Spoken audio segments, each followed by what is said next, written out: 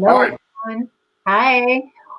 My name is Catherine Spitz-Cohan. I am the executive director from Pittsburgh.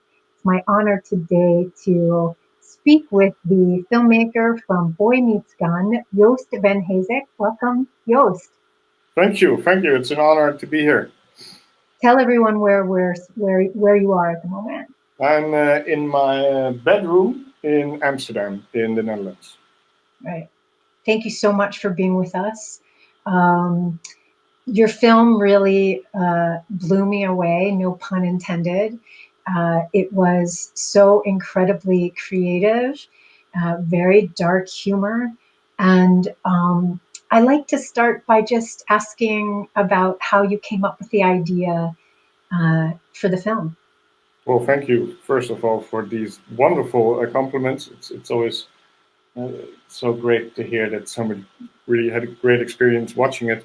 I think the idea came like it was part of a funding project, and the producer I work with a lot I said, "Well, there's an opening to make a movie. This is my first movie, by the way, but it's crime. But that's the all limitation. So you have to pitch an idea, and then you go through all these projects, and then six of them will be made."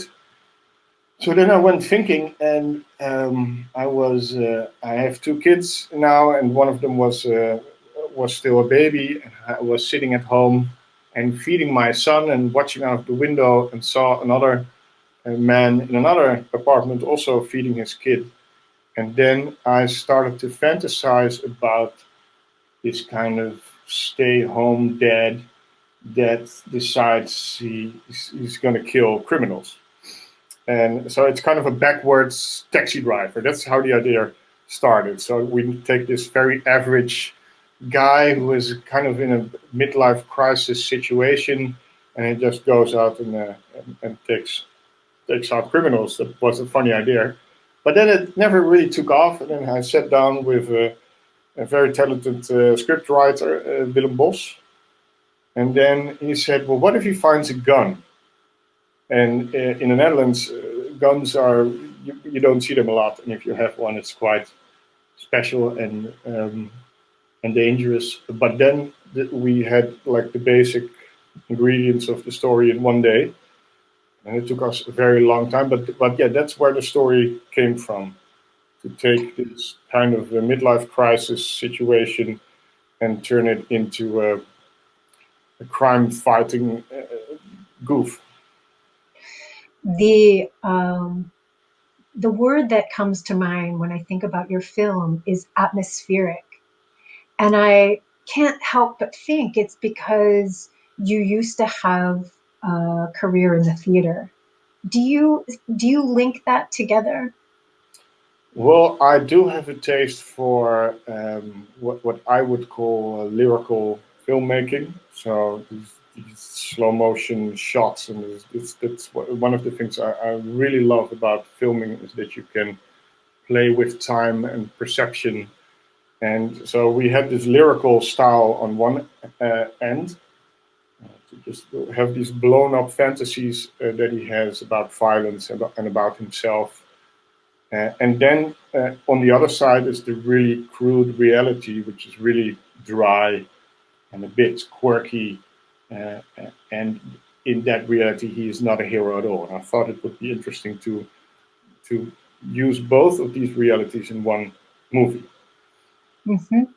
Well, I think it was very, very interesting and something that people can identify with, maybe not taking it to that to that extreme, but the Mhm. idea that, a person might feel like they're a nobody and then somehow something triggers their Yeah. behavior to be different. But I also found the other characters very interesting too. The father of Johnny, who Hmm. was a hitman, and then Yeah. his relationship with the police uh, detective or sergeant, she was phenomenal. Like she was Yeah. just really great. And there turns out that they've known each other from the equivalent of AA or something like Yeah. this. Exactly. Yeah. Yeah. Um, Anyway, talk about the casting. How did you, your lead actor was just so, Yeah, yeah. so great. Ilko Smits, he's a really big theater actor in the Netherlands, and he's part of the Ivo van Hove company, which they play all around the world. So I knew him from the theater, but he didn't do a lot of film work. And like in the first round of casting, he wasn't there yet, and we weren't there yet as well. So we looked at him and said, "Nah, this is too weird. This is too goofy." Like because you have an image in your head of someone or something. And then we did the second round, and then it just he was so overwhelmingly the right guy because uh, in my vision, in our vision, Martin is not. He never becomes a real hero. He has he has the vision of becoming something cool, but he never gets there. But he yeah he remains kind of cute and likable while doing things that are quite unlikable. Like if you look at what the character does, it's quite horrible actually, and the risk he takes, and it would be quite easy to lose the character during the movie. Like it could be a Breaking Bad kind of angle that you see the character move in a direction that you don't like him anymore. And Ilko was just um, he had that all along, with kind of innocence, but that you would think, yeah, I understand you. I understand that you want this. That on one hand, and on the other hand, like he plays a lot of very serious roles, but I saw that he had such an appetite for humor, and that really worked for me because I could just hand him very simple scenes, and he would take it into a realistic but still quite funny angle on it that just made everybody piss their pants. So that was yeah something you really need to have for that character. You mentioned Breaking Bad. Is there, I can see the similarities. Did you think about that when the film was coming to be?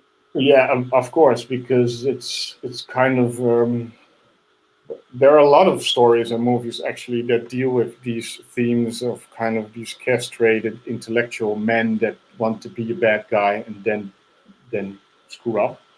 So that's kind of also kind of a trope that we didn't want to get attached to too much.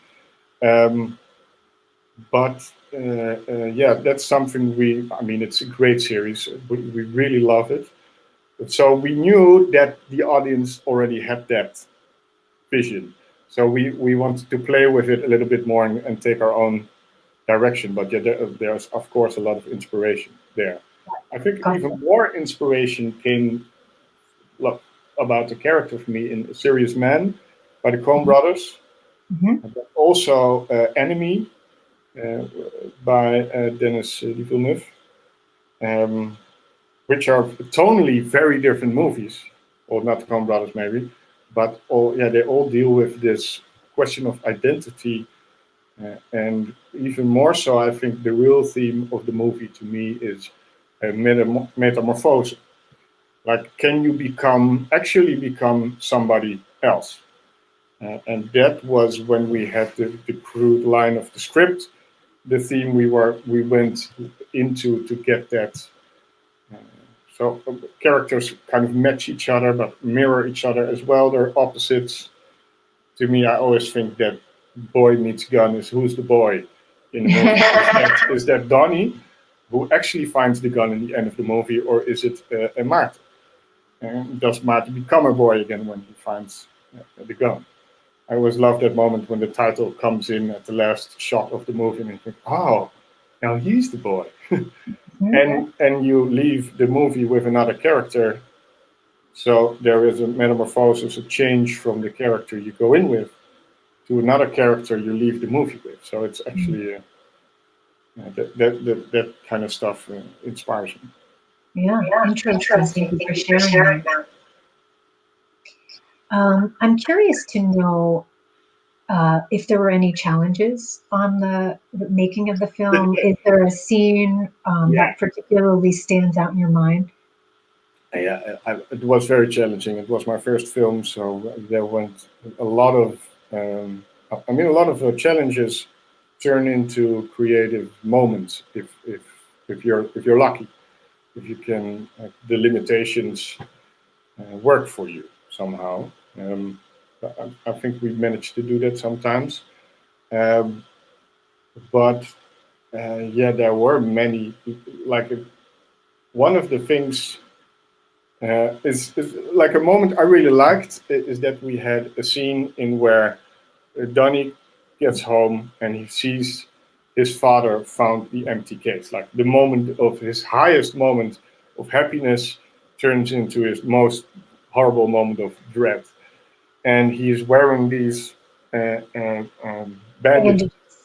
So I had my head of makeup and my props for people that like worked on this thing for 2 weeks that if you would be punched in the face, it would be start getting blood everywhere, and it would be this horrible. And we had 20 shots, I think, for that scene. And then we did the first shot was him coming in, walking towards the briefcase, and then I already thought like, wow, this is very special. And then his dad pops up in the back, and then he puts him down and starts. And you don't see him, you don't see his face, you don't see what happens. You only hear it. And like everybody was, I think this is the only shot we need. We need one more point of view, and that was it. And then like that was really like something that was very easy and it was quite difficult to begin with. Other moments, um, yeah, it's yeah, I mean everything is challenging now because there are always things you don't expect and you need to be in the now constantly. Like I don't particularly like shooting. I like editing. I like the I like preparing for shooting, but shooting is sometimes excruciatingly painful because you see something and then you think this is not good. And I can work on this very hard. It will become a little bit better, but it's not going to be what I expected. And there are those days, and that's tough. And there are the days when it looks exactly and even better than you thought of, and everybody knows it, and you just yell cut, and everybody knows like, oh, we just shot this wonderful shot. Like for me the robbery scene is one of the things I worked hardest on and was for me the most special moment. Like the thing I wanted, I had the most clear ideas about what that should be because I envisioned it as a the lovers meet. So this like the shots, and this is one of the first ideas I had for the movie. So he would be part of a robbery, and then we would see him, and we would see the gun. We would see him, we would see the gun, and then suddenly they match in one shot with romantic music on it. That's I actually where the love, title I comes from. love, I I was love the music also, by the way. I what? love the music, by the Yeah, way.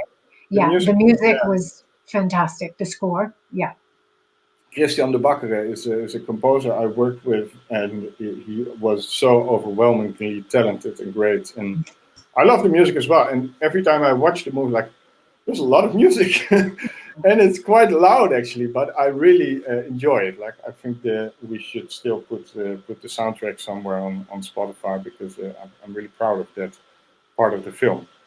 Um, but the title came from we were pitching this idea to the larger producer that we worked with, and then I told him about this scene, so the lovers meet, and I said, yeah, it's kind of a boy meets gun situation.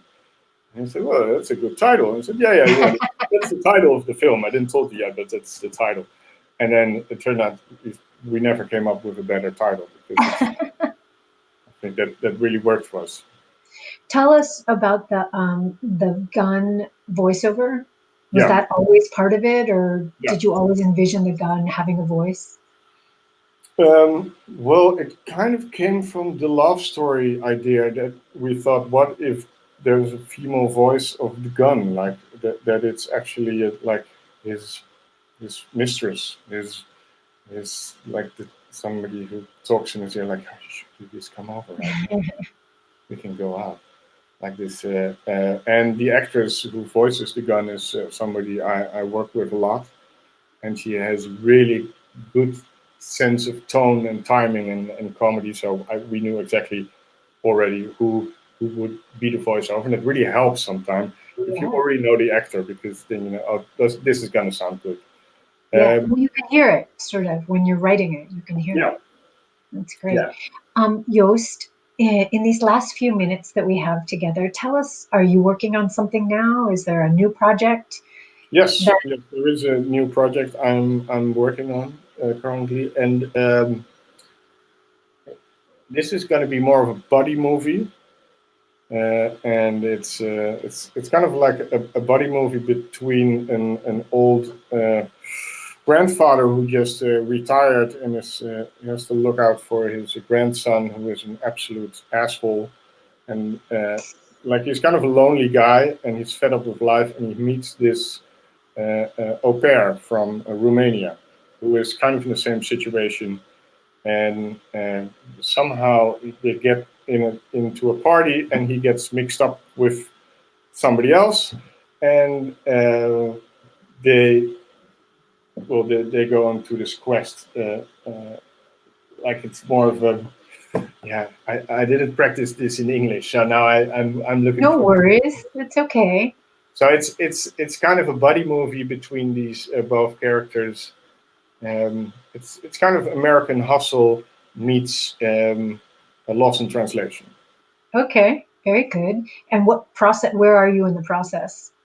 Well, we're gonna work from the treatment to the scenario now, Gotcha, gotcha. and well, yeah, Okay, that's always a very special effort. yeah. Well, thank you so much for speaking with me Thank you so today. much for having me. I'm so proud that my movie is at your festival, and I'm so happy that finally American audience can see my work, because I've been inspired by so much American cinema. Thank you again for your time. To our Film Pittsburgh audience, thank you for tuning in, and we will see you again next time. Yes, hopefully you like the movie. Yeah, thank you.